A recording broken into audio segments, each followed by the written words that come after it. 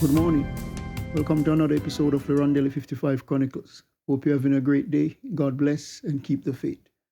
This morning, I'll feature another piece from the jazz album, The Qualitative Dissertation Methodology. And I'll feature the piece called The Birds Sings to Yen. This is a friend from Vietnam. And this piece details the feeling of the birds chirping to you.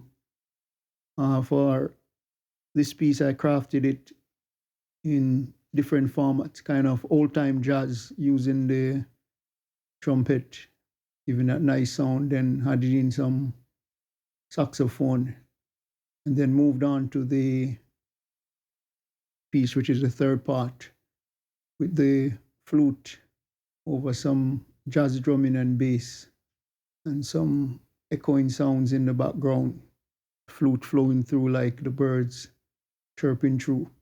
So without further ado, here's a sample of the song The Bird Sings to Yen.